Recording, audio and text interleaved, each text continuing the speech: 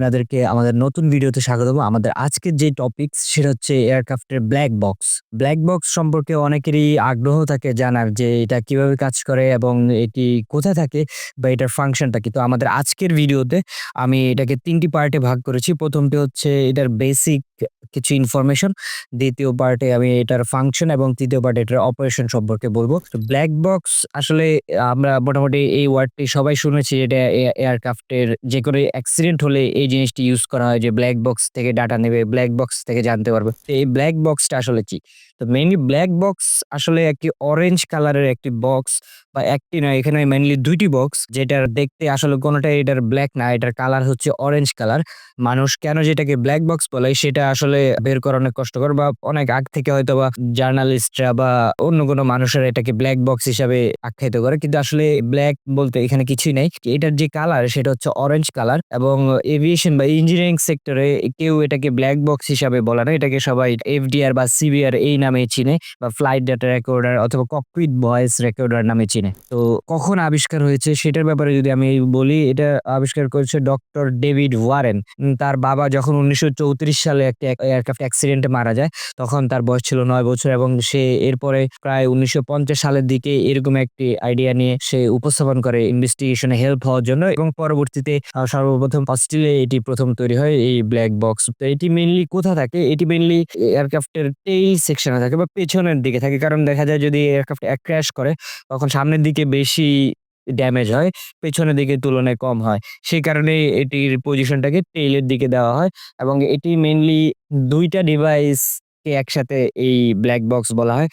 ১ম টি হচ্ছে flight data recorder এবং 2nd যেটা সেটি হচ্ছে ককপিট ভয়েস রেকর্ডার। তো ফ্লাইট ডাটা রেকর্ডারে ফ্লাইটের সব ডাটা রেকর্ড করা হয়, যেমন এয়ারক্রাফটের স্পিড, উচ্চতা বা ভার্টিক্যাল এক্সিলারেশন বা এটার ফ্ল্যাপ, সব ধরনের মুভমেন্ট বা কন্ট্রোলিং বা ইঞ্জিনের স্ট্যাটাস সবকিছু সেখানে ডাটা আকারে জমা হয় এবং ডিজিটাল যেই এফডিআর গুলো আছে বা ফ্লাইট ডাটা রেকর্ডার আছে সেগুলোতে এখন প্রায় 25 আওয়ার্স এর ডাটা রেকর্ড করা হয়। প্রায় ১ দিনের চেয়েও বেশি ডাটা রেকর্ড হয়, যাতে এর ভিতরে কোনো ইনসিডেন্ট বা অ্যাক্সিডেন্ট হলে সেটা যাতে এখান থেকে কালেক্ট করা যায়।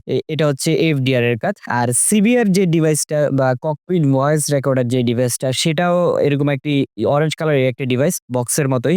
সেটা কালেক্ট করা হচ্ছে পাইলটদের যে কনভারসেশন থাকে এটিসির সাথে অথবা পাইলটদের নিজেদের মধ্যে যেসব কনভারসেশন থাকে সেই জিনিসগুলা ককপিট থেকে রেকর্ড করা হয়। সেটা ওভারহেড প্যানেলেও থাকে এবং ২ পাইলটের সামনের দিকেও এই ডিভাইসের মাধ্যমে এই সিভিআর এর সব ডাটাগুলা তারা রেকর্ড করে। আর এইটা হচ্ছে 2 আওয়ার্স এর রেকর্ডিংটা নেয়। মানে লাস্ট ২ ঘন্টার সব রেকর্ড সেখানে থাকে।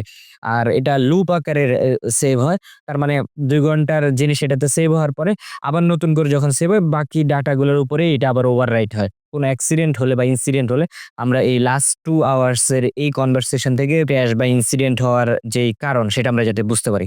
তো এই হচ্ছে এটার জাস্ট একটা বেসিক ধারণা। এখন যেটা বলব সেটা হচ্ছে এটার কনস্ট্রাকশন।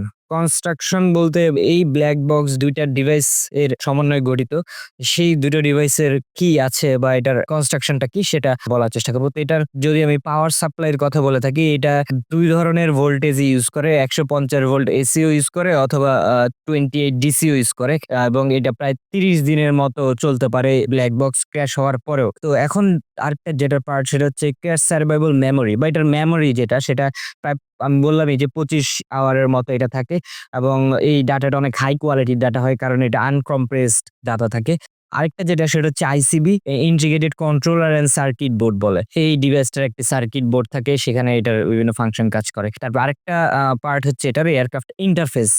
এই এয়ারক্রাফট ইন্টারফেস বা এটাকে ইনপুট ডিভাইসও বলে। মানে এখানে এয়ারক্রাফটের যত ইনপুট ইনফরমেশন আছে, যেমন ফ্ল্যাপের পজিশনের অথবা ফিউলের যেই স্ট্যাটাস অথবা ইঞ্জিনের স্ট্যাটাস অথবা সবকিছু ইনফরমেশনটা এই এয়ারক্রাফট ইন্টারফেস এর মাধ্যমে এই ডিভাইসটা রিসিভ করে। আর আরেকটা যেটা সেটা হচ্ছে ইউএলবি আমরা এটাকে বলি বা এটাকে আন্ডার ওয়াটার লোকেটর বিকন বলা হয়। সামনের দিকে যেটা থাকে এটাকে পিনজার নামেও আমরা বলে থাকি।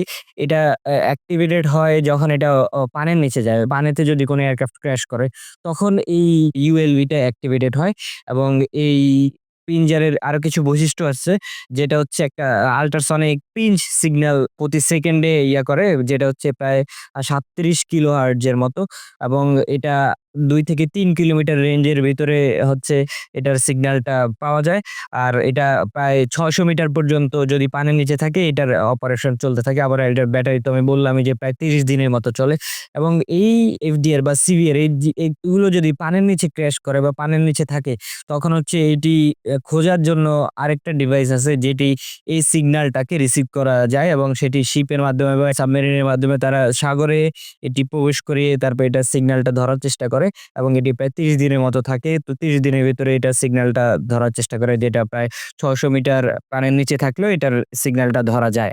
তো এই সেই ডিভাইস যেটা হচ্ছে আন্ডার ওয়াটার বিকন আমরা বলি এটাকে। তো এই হচ্ছে এটার ওভারঅল কনস্ট্রাকশন। এটার ফাংশন যেটা সেটা হচ্ছে যে এটা ককপিটের, আমি বললামই যে ককপিটের ভয়েস রেকর্ডার এবং এটার ফ্লাইট ডাটা রেকর্ডার, এই ২ টা মিলায়ে হচ্ছে এটাকে ব্লাক বক্স বলে বা ফ্লাইট ডাটা রেকর্ডার বা যেটাই হোক, এটা এই সিগন্যালগুলো রিসিভ করে এবং সিগন্যালগুলো হচ্ছে উইংস এর এই ফ্ল্যাপের পজিশন, রাডার এলিরন, এলিভেটর এসবের পজিশন এবং ইঞ্জিনের পজিশন বা ইঞ্জিনের স্ট্যাটাস, এগুলো সবগুলো নিয়ে সে হচ্ছে একটা ডাটা সেখানে রিসিভ করতে থাকে বা সেভ করতে থাকে।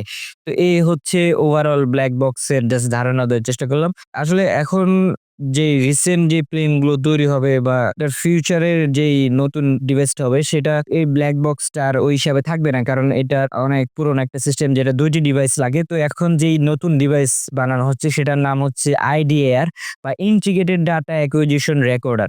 যেটাতে হচ্ছে একটা সিঙ্গেল বক্সই থাকবে। এটাতে কোনো ২ টা ডিভাইস থাকবে না। এটা এক বক্সের ভিতরে সবকিছু থাকবে এবং আগের যে দুটো ছিল সেটার তুলনায় এটি ২৫% কম ওয়েট হবে এবং এটি আরো বেশি ডাটা রেকর্ড করতে পারবে এবং এটির সাথে স্যাটেলাইট একটি কানেকশন থাকবে যাতে এয়ারক্রাফট ক্র্যাশ হওয়ার পরে আমাদের এটি খুঁজতে বেশি বা ডাটা বের করতে বেশি টাইম না লাগে এবং সবসময় এটি স্যাটেলাইটের সাথে কানেক্টেড হয়ে থাকবে এবং সেটিতে ডাটা ট্রান্সফার করতে থাকবে।